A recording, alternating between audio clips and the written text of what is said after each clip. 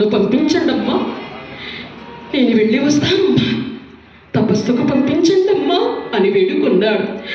ఇక తప్పనిసరి ఆ తల్లిదండ్రులిద్దరూ కూడా మార్కండేయుని దీవించి పంపుతున్నారు. బాల చంద్రమౌళి, బాల చంద్రమౌళి, పాదముల్ విడగా కాలు నోటి వేగమిరమ్మో కొడుకా. తల్లిదండ్రుల దగ్గర సెలవు తీసుకొని అంతట బాలుడి స్వర పదార్థములంచు హాయినేగి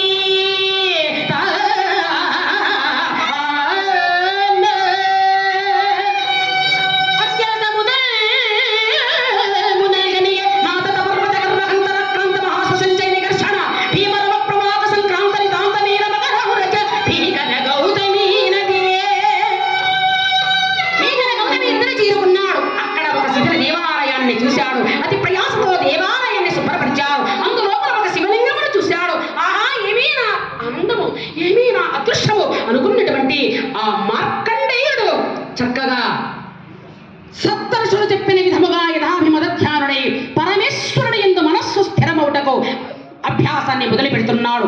ఓం నమః శివాయ,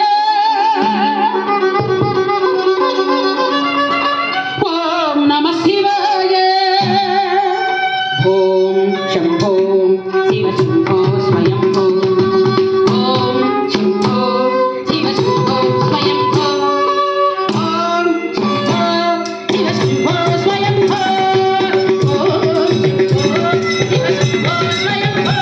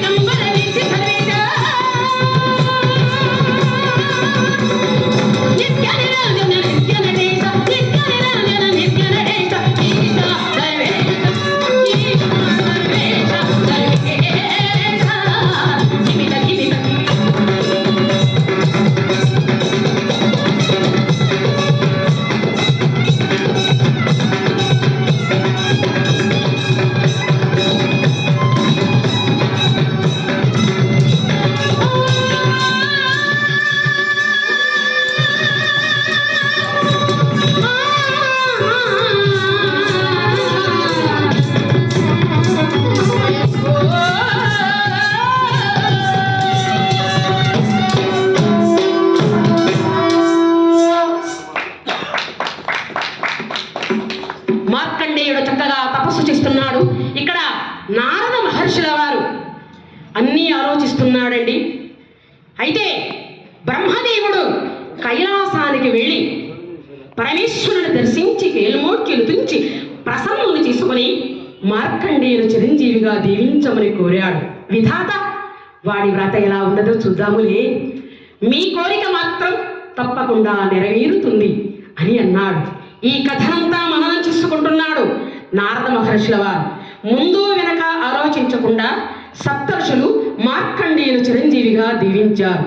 వారి మాట నిలబెట్టుకోగలందుకు ఆ భారాన్ని మా తండ్రి గారు బ్రహ్మదేవుని నెత్తిన వేశారు. మా తండ్రి గారు ఆయన మాట నిలబెట్టుకోగలందుకు ఆ భారాన్ని పరమేశ్వరుని నెత్తిన వేశారు. పరమేశ్వరుడేమో తథాస్తు అన్నాడు. ఎవరి మాట వారు నిలబెట్టుకుంటూ దక్కించుకుంటూ పోతుంటే చిత్రగుప్తుల చిత్తాలో ఉన్న లెక్క ప్రకారంగా 16 ఏళ్లకే మార్కండేయుని ప్రాణములు తీసుకుని వెళ్ళాలి కదా. యమధర్మరాజు గారు చక్కని భోజనము కడుబారా భుజించుకోవచ్చు అనుకున్నాడు. ఆయనకు అదే పని. ఎవరెవరిని విడదీయాలా, విడదీసిన వాళ్ళను మళ్ళీ ఇలా కలపాలి. అందుకని ఆయన కలహప్రియుడు అని కూడా అన్నారండి. వెంటనే ఒక్క క్షణంలో బయలుదేరాడండి నారద మహర్షుల వారు. యమపట్టణాలకు బయలుదేరి వచ్చేసాడు. యమునా జన సముద్ర